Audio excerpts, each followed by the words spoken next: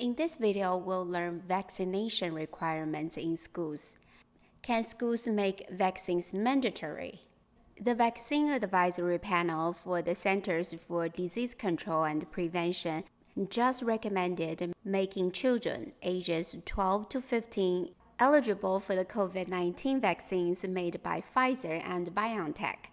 Can schools require students to get COVID-19 vaccines? To answer this specific question and the general vaccination requirements in schools, let's look at what law says. We'll also look at exemptions from vaccines, medical exemption, and religious exemption. States have the authority to require vaccination against communicable diseases as a prerequisite for children to attend schools, both public and private schools. For example, in the state of Georgia, a certificate of immunization is required for children to attend schools. Only a licensed Georgia physician, advanced practice registered nurse, physician assistant, or qualified employees of a local board of health or the state immunization office may issue this certificate. The official code of Georgia provides for only two types of exemptions from immunization requirements: medical exemption and religious exemption. In the state of New York, the New York Public Health Law provides that no principal, teacher, owner, or person in charge of a school shall permit any child to be admitted to such a school or to attend such a school in excess of 14 days without a certificate of immunization. Like Georgia, the statute in New York provides two exemptions from the immunization mandate. Let's first look at a case regarding medical exemption. In a recent case, at least two questions are raised. First, do parents have a fundamental right to a medical exemption from a vaccine requirement? Second, is it unconstitutional for state actors to deputize school principals to overrule a treating physician's determination that a child is at risk of harm? First, do parents have a fundamental right to a medical exemption from a vaccine requirement? The right and the liberty interest in parenting and the right to refuse unwanted medical procedures are fundamental rights. The Due Process Clause of the 14th Amendment protects the fundamental right of parents to make decisions concerning the care, custody, and control of their children. It is a constitutionally protected liberty interest in refusing unwanted medical treatment. However, if parents are unlikely to succeed in showing that the medical exemption regulations directly infringe on either of these fundamental rights, as they do not force parents to consent to vaccination of their children. Rather, the regulations condition children's right to attend school on vaccination. Therefore, the right that is being burdened is the right to attend school at a public or private institution instead of being homeschooled. The court has made clear the right to public education is not fundamental. Second, is it unconstitutional for state actors to deputize school principals to overrule a treating physician's determination that a child is at risk of harm?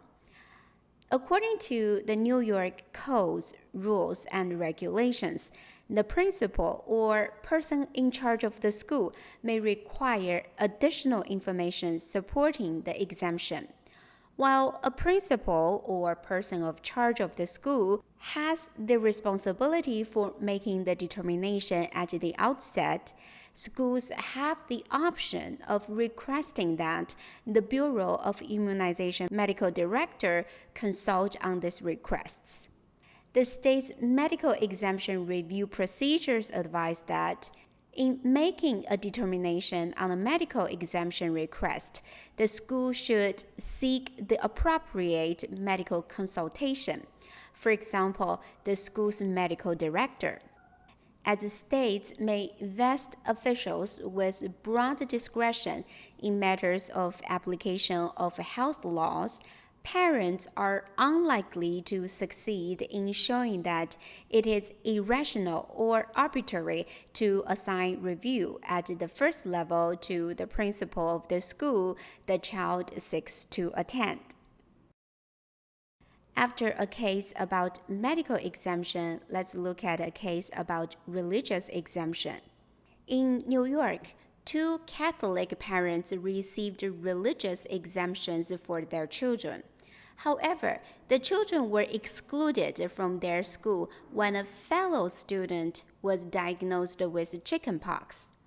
A state regulation provides that in the event of an outbreak of a vaccine-preventable disease in a school, the Commissioner of Health or his or her designee may order the appropriate school officials to exclude from attendance those students who have received exemptions from mandatory vaccines. The parents argue that the temporary exclusion from school of their children during the chickenpox outbreak unconstitutionally burdens their free exercise of religion.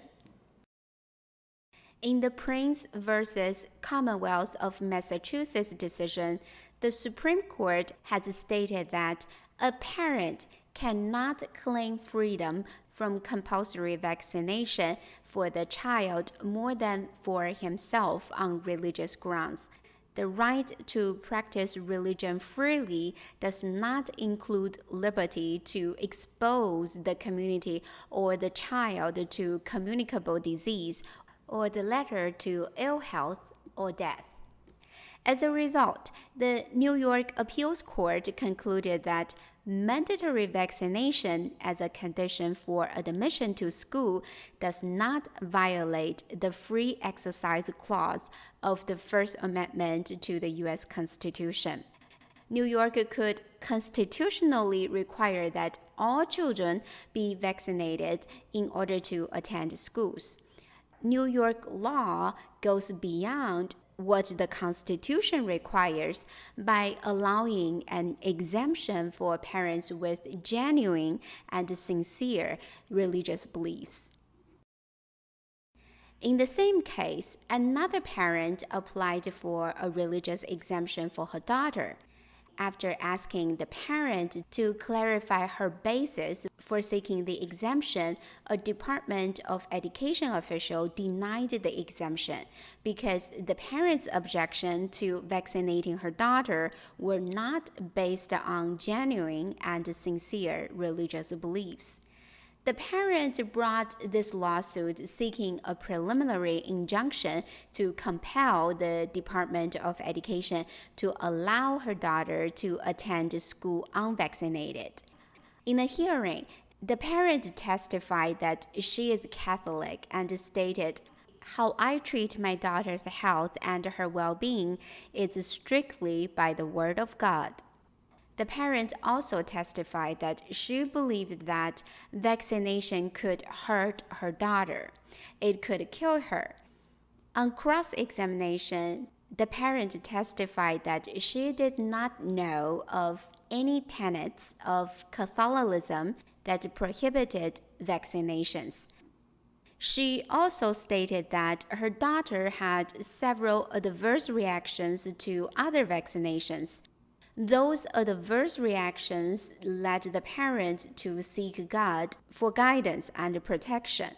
The judge concluded that the parent's testimony demonstrated that her views on vaccination were primarily health-related and did not constitute a genuine and sincere religious belief. The judge noted that the parent's testimony that she did not adopt her views opposing vaccination until she believed that immunization jeopardized her daughter's health is compelling evidence that the parent's refusal to immunize her child is based on medical considerations and not religious beliefs. Let's go back to the question posed at the beginning of this video. Can school require students to get COVID-19 vaccines? The answer is probably no, at least for now. Since the states have the authority to require vaccination against communicable diseases as a prerequisite for children to attend schools, state legislators and public health officials will need to add COVID-19 vaccine to the list of required vaccines. A complicating factor is that the current COVID-19 vaccines don't have full authorization from the U.S. Food and Drug Administration. They were authorized for emergency use. Can state authorities mandate a vaccine that has no full authorization from the FDA? It has not been tested in court yet. The matter is not settled. In this video, we learned about vaccination requirements in schools. Next video will be about legal challenges surrounding critical race theory in public schools.